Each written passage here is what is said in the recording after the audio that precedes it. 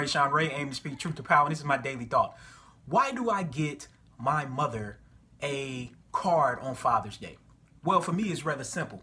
I grew up in a single-parent household. I've never seen my biological father before. It was just my mom and I. We moved 14 times by my 18th birthday.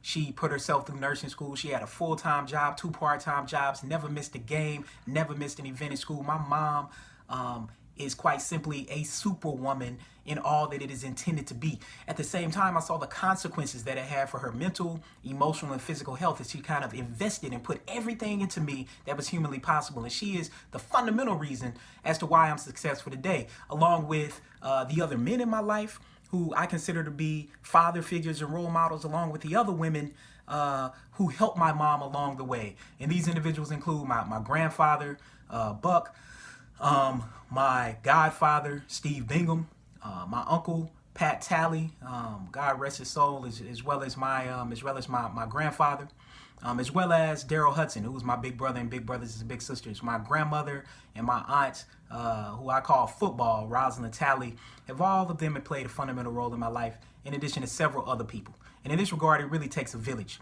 And so for me, I celebrate my mom on Father's Day because she was everything. She was my mom. She was my father. She provided for me. She was the economic provider. She was the caregiver. She was the house worker. She did everything.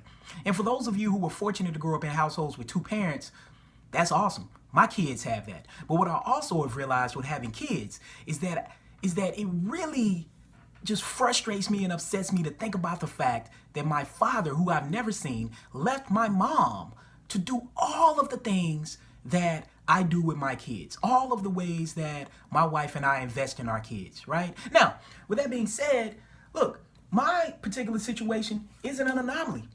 In this regard, 1 out of 3 children do not live with their fathers, do not live with their biological fathers.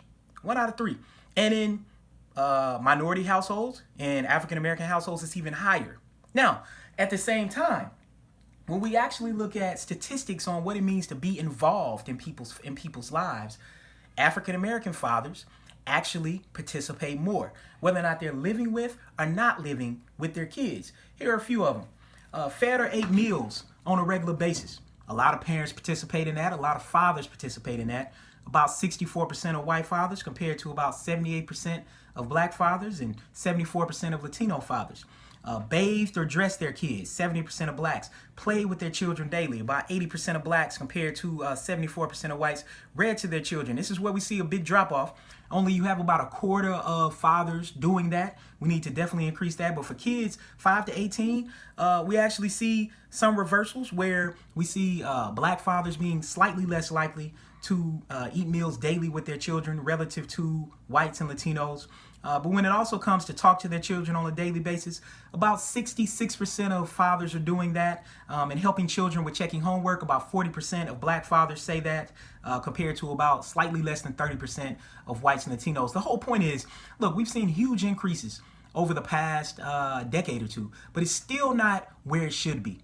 And so fathers, we have to get to a point where we can participate more. And yes, fathers feel like that they're getting a bad rap with a bunch of the things that happens. But look, it's quite simply that mothers continue to go to work every day. And then they continue to come home and perform what sociologist Arlie Hochschild calls a second shift. That's where after women come home from work, they still do a majority of the housework and the caregiving. I know in my house, I share this about 50-50. And I check in with my wife on a regular basis if she feels like to gain a compass on what she actually thinks I'm doing. Because what I might be doing might be a different perception than what she perceives that I might actually be doing. So I check in with her to make sure I'm actually pulling my weight and doing the things I need to do with our kids, spending quality time with them. So look, as always, conversations matter like Black Lives in Books. And for me, I celebrate my mother on this day as I celebrate fathers.